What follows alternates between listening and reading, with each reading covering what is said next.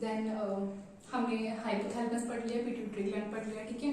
अब हम स्टार्ट करेंगे विद पाइनियल ग्लैंड, ठीक है। ये हमारी थर्ड ग्लैंड है, फोर ब्रेन के अंदर ही ये प्रेजेंट होती है। तो अब हम स्टार्ट करेंगे विद पाइनियल ग्लैंड से, ठीक है। पाइनियल ग्लैंड क्या होती है, ये हमने देखा था कि हम लोकेशन पे फोकस करेंगे ज्यादा से ज्यादा और फंक्शन पे ज्यादा से ज्यादा, और हम एनसीईआरटी को पूरा कवर करेंगे, यहाँ पे वर्ड टू वर्ड चलेंगे, ठीक है। उसके बाद ये कहाँ पर लोकेटेड है, on the dorsal side of the forebrain. अब ये डोर्सल साइड क्या होती है, दिस इज, ये ह्यूमन बॉडी की ये वाली जो साइड है ये वेंट्रल साइड है, और ये जो साइड है ये पीछे वाली, this is the dorsal side. मतलब कि कहाँ प्रेजेंट है ये, डोर्सल साइड में पाइनियल ग्लैंड, तो ये इस तरफ प्रेजेंट है on the dorsal side of the forebrain, okay, ठीक है। ये इसकी लोकेशन होगी on the dorsal side of the forebrain. उसके बाद है it secrets a hormone melatonin. ये मेलाटोनिन क्या करता है, तो यहाँ पर ये जो हमारा कौन सा पाइनियल ग्लैंड सीक्रेट करते हैं हार्मोन, हार्मोन का नाम है मेलाटोनिन, और मेलाटोनिन रिस्पॉन्सिबल होता है पिगमेंट के लिए।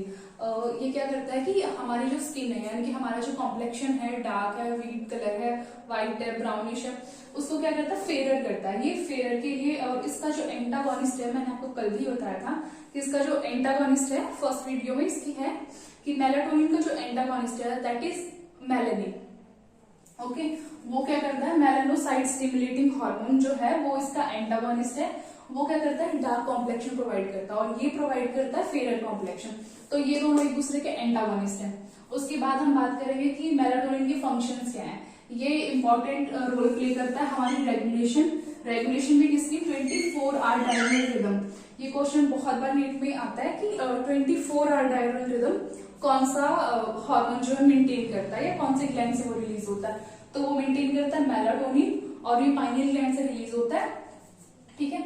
और ये 24 आवर डायurnal रिदम क्या होता है, it means the sleep wake cycle. मतलब जो आप लोग जो है जब भी सोते होंगे, लाइक मान लो अगर मैं हूं तो मैं रोज 12 बजे सो जाती हूँ और 7 बजे अगर उठ जाती हूँ, तो मेरा जो एक स्लीप वेक साइकिल है उसमें जो मेरा वेक है, मैं रोज अगर 7 बजे उठती हूँ तो I don't need an alarm clock, right. मेरे बॉडी के अंदर खुद ही वो एक बायोलॉजिकल क्लॉक की तरह काम कर रही है, जिसकी वजह से मैं खुद ही उठ जाती हूँ, मेरा उसमें मेलाटोनिन हार्मोन काम करता है।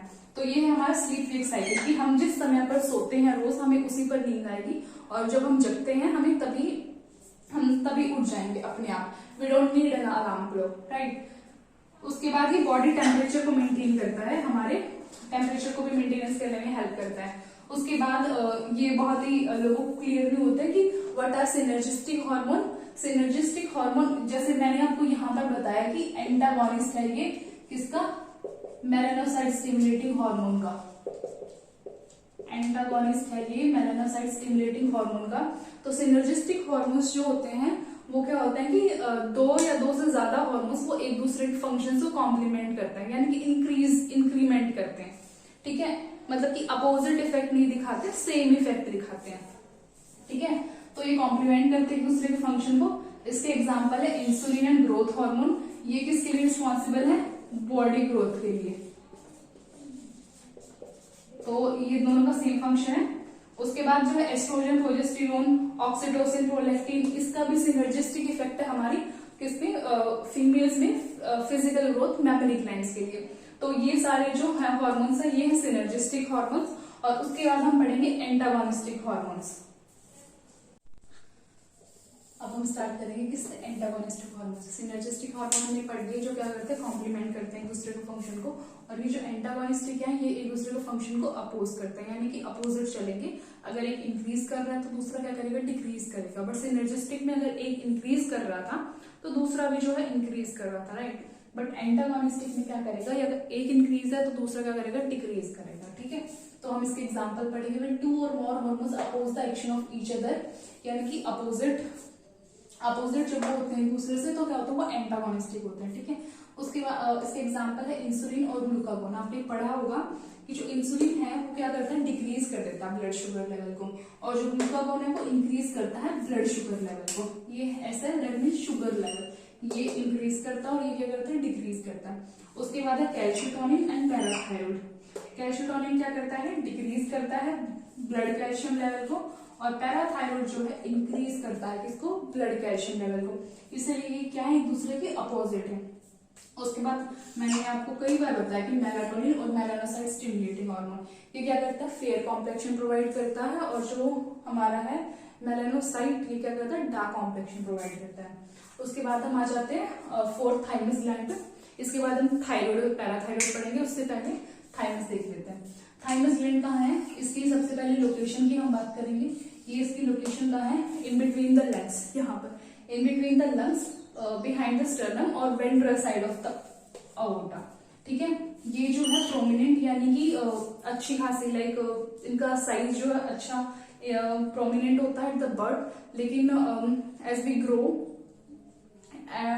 We gradually grow in the adult form तो वो क्या करता है, डिक्रीज करता है ग्रेजुअली। ठीक है, और ये डिक्रीज करता है, और इसी वजह से बोलता है कि जो ओल्ड पर्सन है यानी कि जो बूढ़े लोग हैं, या फिर धीरे धीरे जैसे हमारी एज बढ़ती जाती है वैसे हमारी क्या होता है, इम्यूनिटी जो है वीक हो जाती है। वो इसीलिए हो जाते हैं क्योंकि थाइमस जो है वो डिक्रीज करना शुरू कर देता है। अगर ये डिक्रीज करना शुरू कर देगा तो हमारी जो इम्यूनिटी है वो डिक्रीज होगी, और इसलिए वो ज्यादा जल्दी बीमार होते हैं। ठीक है, और इसका मेजर रोल है किसमें, development of the immune system में, हमारे इम्यून सिस्टम के डेवलपमेंट में। और वो कैसे करता है, हार्मोन सिक्रेट करता है। ये कौन सा हार्मोन, पेप्टाइड नेचर का हार्मोन है, उसका नाम क्या है, थाइमोसिन हार्मोन। थाइमोसिन हार्मोन को ये जो है सिक्रेट करता है, और जो थाइमोसिन हार्मोन है ये सेल मीडिएटेड इम्यूनिटी प्रोवाइड करता है हमारी बॉडी में, और ह्यूमरल इम्यूनिटी। इसीलिए जो है जब ये यहाँ पर था कि ये ग्रेजुअली अडल्ट में जो है डिक्रीज होते जाता है, और ओल्ड इंडिविजुअल्स यानी जो बूढ़े लोग हैं उसमें ज्यादा ही डिक्रीज हो जाता है, और इसलिए वो ज्यादा जल्दी बीमार पड़ने लगते हैं। क्यों, क्योंकि ये जो है इम्यूनिटी प्रोवाइड करता है, सेल मीडिएटेड इम्यूनिटी ज्यादा प्रोवाइड करता है, और इन एडिशन में ह्यूमरल इम्यूनिटी भी प्रोवाइड करता है ये। अब आप देखेंगे कि ये जो है कैसे सेल मीडिएटेड इम्यूनिटी प्रोवाइड करता है और कैसे ह्यूमरल इम्यूनिटी प्रोवाइड करता है। ठीक है, अब हम यहाँ से स्टार्ट करेंगे क्या, सेल मीडिएटेड इम्यूनिटी। ठीक है, अब हम देखेंगे कि सेल मीडिएटेड इम्यूनिटी जो है प्रोवाइड तो करता है बट कैसे करता है वो देखेंगे। सेल मीडिएटेड इम्यूनिटी क्या करेगा, सबसे पहले डिफरेंशिएशन करेगा, ये differentiation of T lymphocytes. T lymphocytes का सबसे पहले डिफरेंशिएशन करेगा, और इसके डिफरेंशिएशन से क्या होगी, इसको सेल मीडिएटेड इम्यूनिटी प्रोवाइड होगी। क्या प्रोवाइड होगी, सेल मीडिएटेड इम्यूनिटी। और ऐसे ही जो ये क्या प्रोड्यूस कर रहा था, ह्यूमरल इम्यूनिटी, राइट। और जो ह्यूमरल इम्यूनिटी कैसे प्रोवाइड कर रहा था, by the production of antibodies. How, by the production of antibodies से ये प्रोवाइड कर रहे थे ह्यूमरल इम्यूनिटी।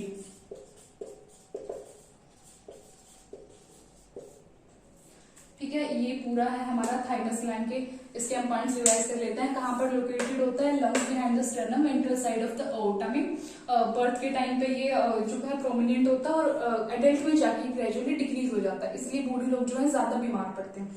ठीक है, उसके बाद है मेजर रोल है development of the immune system में। इम्यून सिस्टम में भी और कौन सा हार्मोन ये सिक्रेट करता है, कौन से नेचर का होता है, पेप्टाइड नेचर का होता है थाइमोसिन, और सेल मीडिएटेड इम्यूनिटी प्रोवाइड करता है, और ह्यूमरल इम्यूनिटी प्रोवाइड करता है।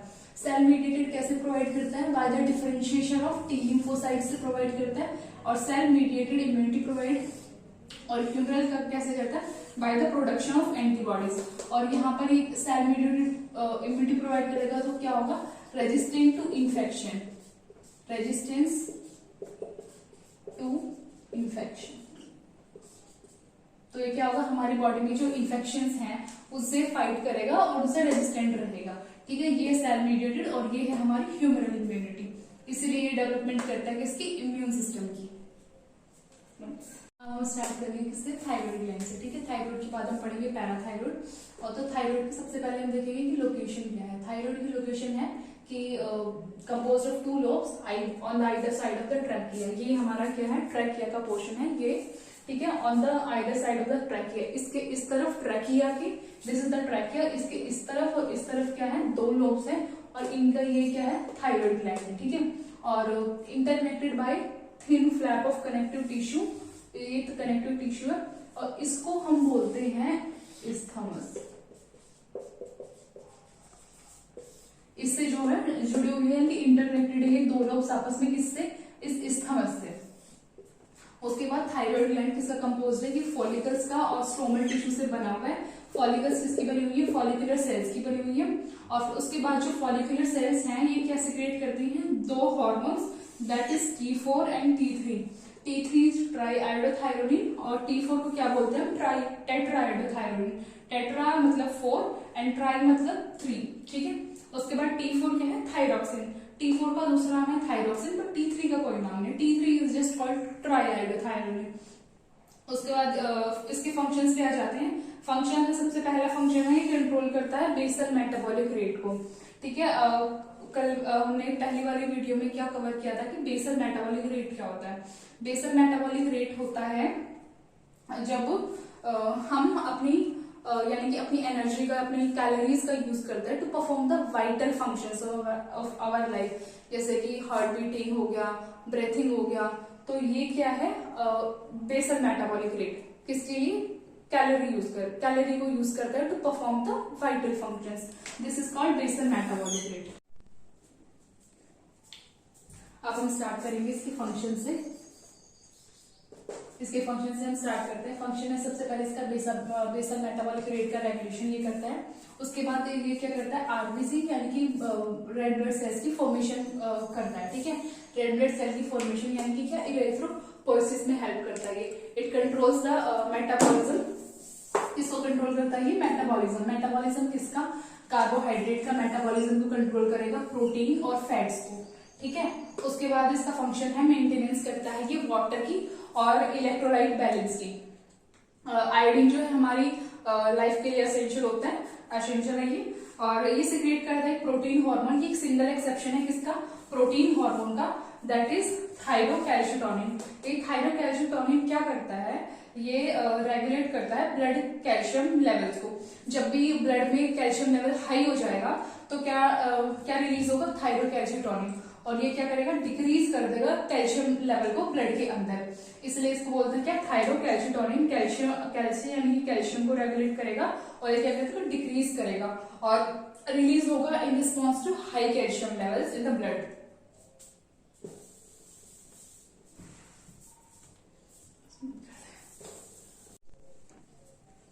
अब हम स्टार्ट करेंगे इससे irregularities of the thyroid gland, यानी कि थायराइड ग्लैंड की इरेगुलरिटीज क्या क्या और इससे होने वाली डिजीज क्या क्या हो सकती हैं या होती हैं, ठीक है।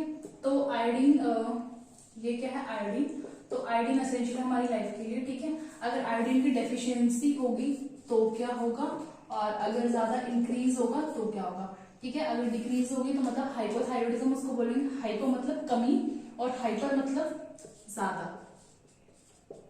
हाइपो मतलब कमी और हाइपर मतलब ज्यादा, यानी कि आयोडीन की कमी यहाँ पर होगी। हाइपरथायरॉइडिज्म मतलब कि ज्यादा यहाँ पर होगा।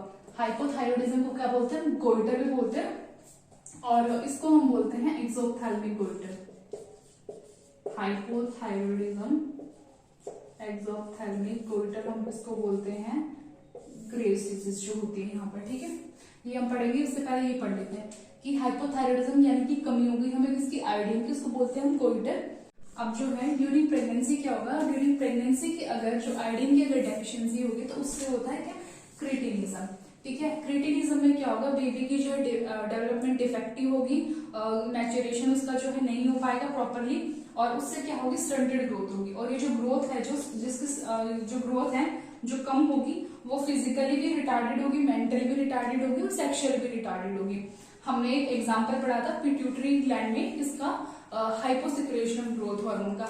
जो हाइपोसिक्रेशन ऑफ ग्रोथ हार्मोन थी उसमें हमें क्या थी, हाइपोसिक्रेशन ऑफ ग्रोथ हार्मोन में हमें जो थी डिजीज हो रही थी ड्वार्फिज्म, यानी कि ड्वार्फिज्म में थी जो, ड्वार्फिज्म में ओनली फिजिकली ग्रोथ रिटार्डेड थी, लेकिन क्रिटिनिज्म में फिजिकली भी, मेंटली भी और सेक्सुअली भी तीनों तरीके से रिटार्डेड है। ये ध्यान रखने की जरूरत है। उसके बाद एडल्ट्स में, अगर एडल्ट्स में डेफिशिएंसी होती है आयोडीन की, तो वीमेन्स के उसमें क्या होता है, इरेगुलर होते हैं मेंस्ट्रुअल साइकिल, ठीक है। ये इसका हाइपोथायरॉइडिज्म का। अब हम पढ़ेंगे हाइपरथायरॉइडिज्म, इसको एक्सोप्थैल्मिक गोइटर भी बोलते हैं। उसके बाद है, अगर हाइपरथायरॉइडिज्म जो है कैसे होगा, जब क्या होगा, कैंसर होगा किसका, थायराइड ग्लैंड का, due to the cancer of the thyroid gland और due to the nodules development. अगर थायराइड ग्लैंड में अगर कैंसर होगा तो क्या होगा, सेल्स की ज्यादा से ज्यादा प्रोलिफरेशन होगी। अगर सेल्स की ज्यादा से ज्यादा प्रोलिफरेशन होगी तो वहां से जो है हार्मोन्स भी ज्यादा से ज्यादा सिक्रीट होंगे। तो अगर हार्मोन्स ज्यादा से ज्यादा सिक्रीट होंगे तो उससे क्या होगा, हाइपरथायरॉयडिज्म। हाइपर मतलब किसी भी चीज का जो है ज्यादा होना, तो कोई भी चीज हमारे लिए कम भी जो है हानिकारक है, और जो अगर ज्यादा है तो भी हानिकारक है, ठीक है। तो अगर हाइपरथायरॉयडिज्म से क्या होगा, हाइपरथायरॉयडिज्म होने के बाद हमें डिजीज होगी क्या, ग्रेव्स डिजीज। और इसके कैरेक्टरिस्टिक्स क्या है, थायराइड ग्लैंड की क्या होगी, इनलार्जमेंट हो जाएगा, प्रोट्रूजन ऑफ आईबॉल से जो आईबॉल्स है हमारे ये बाहर निकल जाते हैं, प्रोट्रूजन बाहर की तरफ आ जाते हैं। बेसल मेटाबॉलिक रेट इंक्रीज होगा। ऑब्वियस सी बात है, अगर कैंसर की वजह से अगर सेल्स का इंक्रीमेंट हो रहा है तो क्या ज्यादा से ज्यादा एनर्जी चाहिए अपने वाइटल फंक्शंस को हमें परफॉर्म करने के लिए, तो बेसल मेटाबॉलिक रेट भी इंक्रीज होगा उस वजह से। और है वेट लॉस भी इसमें होता है। बस ये इसके कैरेक्टराइजेशन है। अब हम पढ़ेंगे थायराइड ग्लैंड के बाद क्या, पैराथायराइड ग्लैंड, ठीक है। सबसे पहले हम देखेंगे पैराथायराइड ग्लैंड की जो है लोकेशन क्या होती है, ठीक है। तो हमने देखा था कि जो थायराइड ग्लैंड है वो कहाँ पर होती है, ये हमारी वेंट्रल साइड है, तो either side of the trachea जो है हमारी थी थायराइड ग्लैंड, ठीक है। अब जो है हमारी पैराथायराइड ग्लैंड क्या होती है, पैराथायराइड ग्लैंड है हमारी dorsal side. I told you कि this is our ventral side and this is what, this is our dorsal side, right. तो वेंट्रल साइड हमारी ये है, तो यहाँ पर हमारे प्रेजेंट है थायराइड ग्लैंड, ठीक है। और इसके बिहाइंड यानी इसके बैक साइड में क्या है हमारी ये पैराथायराइड ग्लैंड प्रेजेंट है, ठीक है, ऑन द डोर्सल साइड। तो कहां पर प्रेजेंट है, present on the back side of the thyroid gland, ठीक है। अब थायराइड ग्लैंड में क्या थी, दो लोब्स थी, एक ये और एक ये। अब एक लोब्स के अंदर क्या प्रेजेंट है, एक पेयर ऑफ थायराइड ग्लैंड्स, ठीक है। थायराइड ग्लैंड में क्या प्रेजेंट था, दो लोब्स प्रेजेंट थी, ये और ये। और अब पैराथायराइड ग्लैंड्स क्या है, एक लोब्स के अंदर एक पेयर प्रेजेंट है पैराथायराइड ग्लैंड्स का, ठीक है। तो there are two pairs of the parathyroid glands, one in each thyroid gland, okay. उसके बाद हम देखेंगे one pair in each two lobes, ठीक है। एक पेयर है किसके अंदर, एक एक लॉब्स के अंदर। उसके बाद है हमारा it secretes a peptide hormone. क्या सिक्रेट करती है, पेप्टाइड हार्मोन। उस हार्मोन का नेचर क्या है, पेप्टाइड है वो, ठीक है। और पेप्टाइड, उस हार्मोन का नाम क्या है, पैराथायराइड हार्मोन, जिसको हम शॉर्ट फॉर्म में लिखते हैं PTH, that is parathyroid hormone, ठीक है। अब पैराथायराइड हार्मोन क्या क्या करता है, हमने इसका जो है एंटागोनिस्ट भी देखा था कि पैराथायराइड का एंटागोनिस्ट क्या होता है, कैल्शिटोनिन। कैल्शिटोनिन क्या करता है, डिक्रीज करता है ब्लड में कैल्शियम लेवल को, लेकिन जो पैराथायराइड है वो क्या करता है, कैल्शियम लेवल को ब्लड के अंदर इंक्रीज करता है, ठीक है। तो ये क्या करता है, it stimulates the increase in calcium in the blood. उसके बाद ये क्या करता है, bond resorption, it stimulates bond resorption यानी कि डिसोल्यूशन या डीमिनरलाइजेशन। जो है हमारे ऑस्टियोक्लास्ट सेल्स होती है हमारी बोन्स के अंदर, वो क्या करती है, ब्रेक डाउन करती है बोन टिश्यू को to release calcium, to release the calcium. तो उससे हम उस प्रोसेस को हम क्या बोलते हैं, बोन रिजॉर्प्शन। और ये जो है रीअब्जॉर्प्शन करता है Ca2 पॉजिटिव का फ्रॉम द रीनल ट्यूब्यूल्स, और Ca2 पॉजिटिव का रीअब्जॉर्प्शन करता है डाइजेस्टेड फूड से भी, जो भी हमारा फूड डाइजेस्ट होता है उससे भी ये Ca2 पॉजिटिव का क्या करता है, एब्जॉर्प्शन करता है। तो इसके थ्रू ये क्या करता है, इंक्रीज कर देता है कैल्शियम को हमारे ब्लड के लेवल में। ये इसका सारा काम है, ये लोकेशन इसका, और ये इसका क्या है, फंक्शन। सीक्रेट क्या करता है, यही बस इसकी बात याद रखनी है। और ये मेन है इसकी वन पेयर, एक पेयर इसका प्रेजेंट है एक एक लोब्स के अंदर, यानी दो पेयर्स प्रेजेंट है इसके। तो इसके बाद हम स्टार्ट करेंगे एड्रिनल ग्लैंड। तो एड्रिनल ग्लैंड हमारी कहाँ पर होती है, हमारी किडनी, और जो किडनी के ऊपर जो होती है, हाँ ये सब जगह, ये यहाँ पर थी हमारी कौन सी, एड्रिनल ग्लैंड, ठीक है। ये यहाँ पर है एड्रिनल ग्लैंड।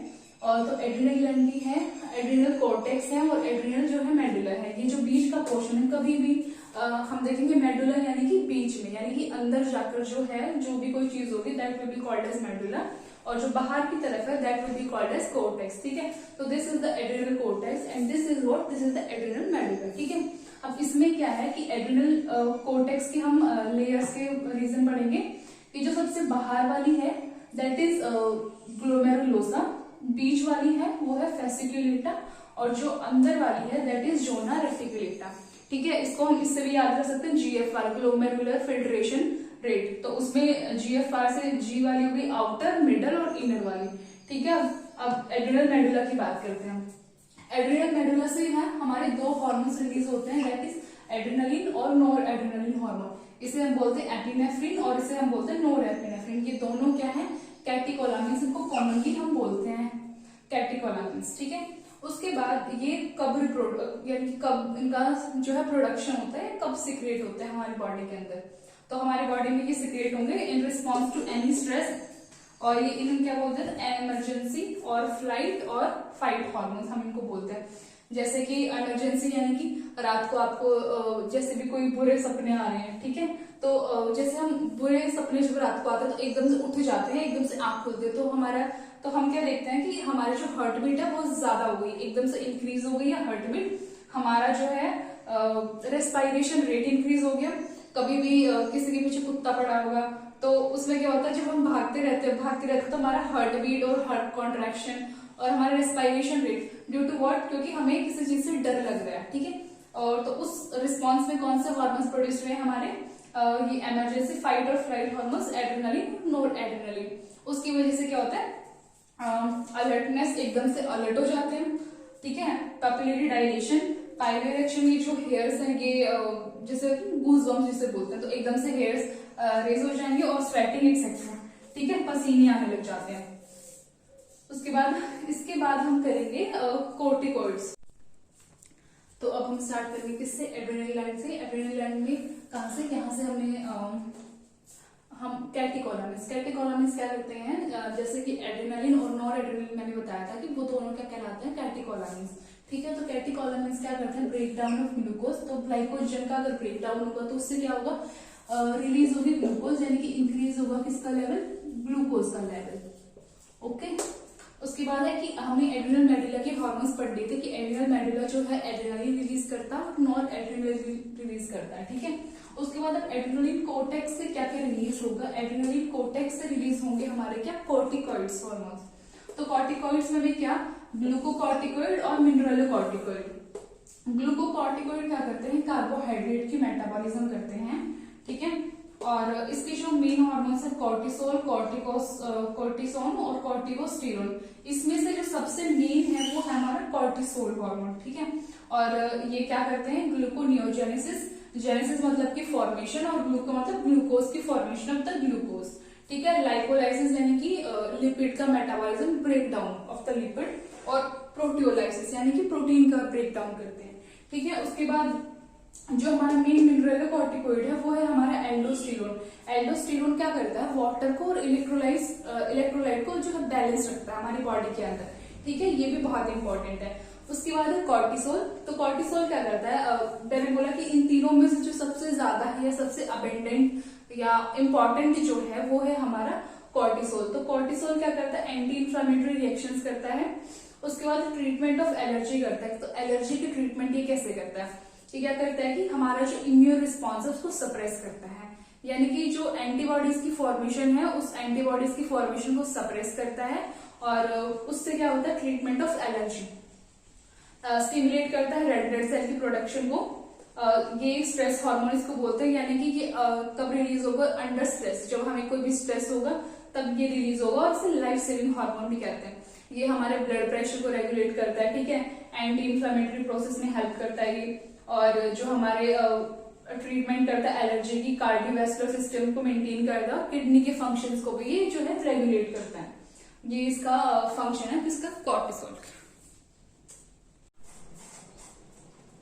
इसके बाद हम देखेंगे कि मिनरलोकॉर्टिकॉइड हमारा जो मेनली था वो क्या था, एल्डोस्टेरोन। एल्डोस्टेरोन क्या करता है, सॉल्ट रिटेनिंग हार्मोन है। ये क्या करता है, जब भी हमारे जो एंटी पॉजिटिव का लेवल जो है लो होगा तब उसके रिस्पॉन्स में क्या रिलीज होगा, एल्डोस्टेरोन, ठीक है। एल्डोस्टेरोन क्या करवाएगा, रिटेंशन करवा देगा, यानी कि रीअब्जॉर्प्शन करवाएगा एंटी पॉजिटिव का and water from the kidney, ठीक है। यानी कि रीअब्जॉर्प्शन हो जाएगा हमारे एन पॉजिटिव का और वाटर का किडनी से, और एक्सक्रीशन हो जाएगा उसके साथ में किसका, के पॉजिटिव आयन का। और ये क्या है, मेंटेनेंस करता है इलेक्ट्रोलाइट बैलेंस करता है, बॉडी फ्लूइड वॉल्यूम को हमारा मेंटेन करता है, कैसे, एन पॉजिटिव और के पॉजिटिव से, ठीक है। ऑस्मोटिक और ब्लड प्रेशर को जो है मेंटेन रखता है, ठीक है। अब उसके बाद ये जो टॉपिक हमने पढ़ा था इट इज ग्लूकोकॉर्टिकॉइड्स और मिनरलोकॉर्टिकॉइड्स, हमने इसके अंदर पढ़े। अब इनसे डिजीज क्या क्या होती है, ठीक है, डिजीज किसके अंदर क्या क्या होती है। तो इस एड्रिनल ग्लैंड के अंदर डिजीज है, ये बहुत इंपॉर्टेंट एडिशंस डिजीज, ये एनसीईआरटी में दिया हुआ है कि डेफिशिएंसी ऑफ मिनरलोकॉर्टिकॉइड या ग्लूकोकॉर्टिकॉइड, मतलब कि अंडर प्रोडक्शन ऑफ हार्मोन्स, कुछ भी हार्मोन्स की कमी से जो मिनरलोकॉर्टिकॉइड और ग्लूकोकॉर्टिकॉइड की कमी होगी बॉडी के अंदर, तब क्या डिजीज होगी, एडिशंस डिजीज, ठीक है। इससे क्या होगा, शुगर लेवल जो है हमारा लो होगा, वीकनेस होगी थोड़े टाइम के लिए, और फटीग यानी कि थकान फील होगी, और है उसके बाद कशिंग सिंड्रोम होता है इससे, ठीक है, caused by access level of the cortisol. जब मैंने बोला था कि किसी भी चीज का ज्यादा होना, किसी भी चीज का कम होना, दोनों ही हमारी बॉडी के लिए जो है डेंजरस है, ठीक है। तो कशिंग सिंड्रोम में क्या होगा, caused by the excess of, जो कॉर्टिसोल हार्मोन का जो एक्सेस हो जाएगा तब हमें क्या होगा, कशिंग सिंड्रोम। इसमें क्या होगा, हमारा ब्लड शुगर लेवल जो है बहुत ही हाई हो जाएगा, ठीक है। अब हमने पढ़े ग्लूकोकॉर्टिकॉइड, मिनरलोकॉर्टिकॉइड, एक और है that is sex corticoid. Androgens hormones भी रिलीज करते हैं ये, जो डेवलपमेंट, जो हमारे सेक्स डेवलपमेंट के लिए जरूरी है, जिसमें एक्सियल हेयर, ठीक है, दैट इज सेक्स कॉर्टिकॉइड्स, ठीक है। एक्सियल हेयर हो गया हमारा, फेशियल हेयर और प्यूबिक हेयर, इसको डेवलप करने में मेंटेन करते हैं, एक्सियल हेयर, फेशियल हेयर और प्यूबिक हेयर। यही था, इससे ये रिलीज होता है।